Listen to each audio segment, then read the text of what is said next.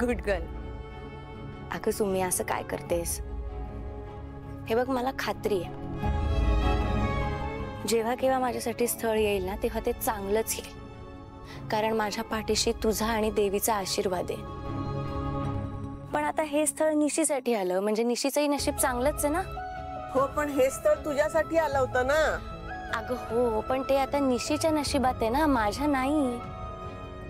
आणि ह्या सगळ्यात तिचं चांगलं होतंय, घरात शुभ कार्य होतंय, तर आपण चिडून तोंड पाडून बसायचंय का?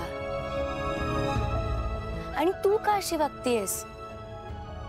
तूच तर मला नेहमी म्हणत असतेस एखादी गोष्ट जर आपल्या नशिबात नसेल तर देवानी त्याच्यापेक्षा चांगली गोष्ट आपल्यासाठी ठेवलेली असते. मग हा सगळा समजूतदारपणा ना वसुधाकडून आलाय तुझ्याकडं. पण जिच्या लग्नाच्या कार्यासाठी तुझ्यात उत्साह सळसळतोय ना, त्यांनी बघायला जाताना आपल्याला साधं कळवलं सुद्धा नव्हतं. आठवतंय का तुला? मी किती दिवस एकच मुद्दा धरून बसणार आहेस? जाऊ देत ना आता. तू मला एक गोष्ट सांग, निशीच्या घरचे ते लोक कशी आहेत आणि त्या मुलाचं नाव काय? त्यांचा बिझनेस आहे मोठा, म्हणजे खूप मोठ्या घरचा मुलगा आहे तो. लक्ष्मी पाणी भरते त्यांच्या घरात. मोठं कुटुंब आहे आणि खूप माणसं आहेत त्यांच्या घरात. तिची मोठी नणंद ना मला खूप शिस्तीची वाटली ग. हो, ही निशी तिच्या हातात गेल्यावर तिने सुतासारखी सरळ करायला पाहिजे निशीला. ए सुमी असं का बोलतेस ग? नाही तर काय, तिकडे जाऊन आपलं नाव खराब करायची. असं काहीही नाही करणार ती. आणि नाव काय म्हणालीस त्याचं? हाय बरं नाव,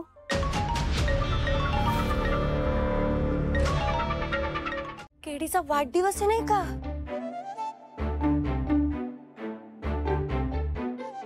अशी कशी विसरले यार मी.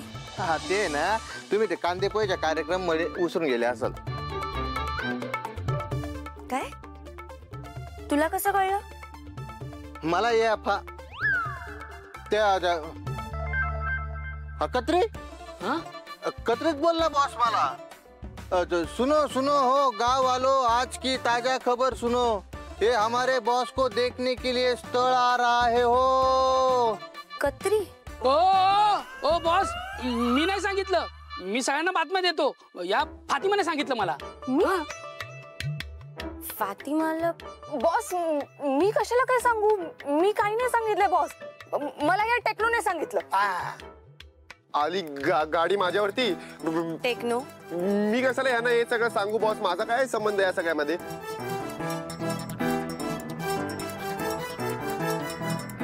म्हणजे तुम्हाला केडीने सांगितलं?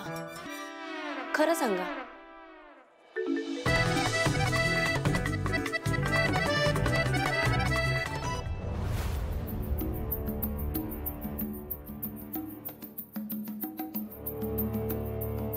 ऐक ना बाबू, मी नाही देऊ शकत रे 1000 रुपये. नाहीयेत माझ्याकडे 1000 रुपये. अगं ऐक ना, मंथ एंड चालू आहे आणि माझ्याकडे वडापाव खायला सुद्धा पैसे नाहीयेत. मी ना तुला परत करतो. आणि मी उपाशी म्हणजे तू उपाशी, आणि तू उपाशी राहिलीस तर मला झोप येईल का? ऐक ना, 1000 रुपये दे, मी तुला विथ इंटरेस्ट परत करतो ना. मला दे ना, 2 दिवसात परत करतो. ऐक ना, तू नको येऊस, मी येतो तिथे. फक्त पैसे तयार ठेव बस. काय? हे बाबू ऐक ना, प्लीज येऊ नकोस. तुझ्या सासूबाईंचा रूल आहे की 7च्या आत ओनली घरात. ऐक ना प्लीज प्लीज ऐक ना. बाय बाय बाय, मी घ्यायला येतो. हा राहुल राहुल,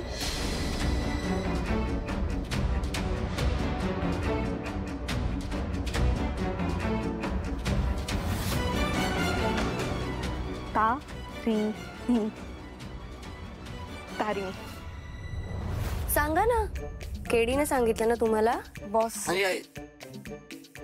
बॉस पण तुम्ही केडी सरांना काही बोलू नका. म्हणजे केडीनेच सांगितलंय? नाही नाही, असं काही डायरेक्ट नाही सांगितलं. ते बोलता बोलता सहज बोलून गेले. हा, आणि गडबड बी एवढी झाली की आम्ही चुकीचाच मुलगा उचलला. काय? कुठला चुकीचा मुलगा उचलला?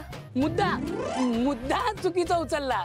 ते कसं बोलायचं वेगळं होतं, पण ते चुकून तोंडातून लग्नाचा मुद्दा आला बॉस.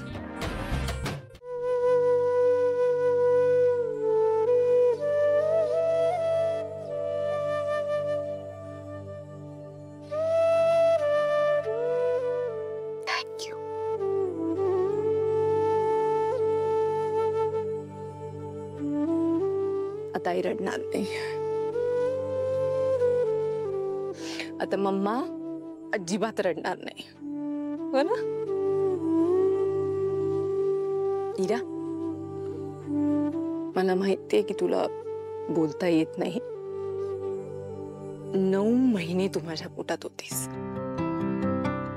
आणि त्या 9 महिन्यात मी जे काही बोलायचे ना ते सगळं माझ्या इराला कळायचं. आणि आता सुद्धा मम्मा जे काही बोलते ते सगळं इराला कळतं, हो ना? I know, I know. I love you. Mama loves you. Madam घरात कोणीतरी शिरलंय. काय शिरलंय म्हणजे? कोण? आता सीसीटीव्ही बघितला आणि तिथे जाऊन बघितलं तर कोणीच नव्हतं, गायब झाले बहुतेक. रोशिके, काका कोणीतरी घरात. हो कळलं मला, मी सुद्धा सीसीटीव्ही फुटेज मध्ये पाहिलं, पण चेहरा नीट दिसत नाहीये त्या माणसाचा. नक्की शेखर असणार. I am very sure Shekhar आहे. नाही नाही, शेखर नक्कीच नाही ग, पण आपल्याला बघायला लागेल. शेखर नाही मग कोण आहे? ओके ओके, तू इरा बरोबरच राहा. हा चला आपण बघूया. इराला घेऊन ये पटकन.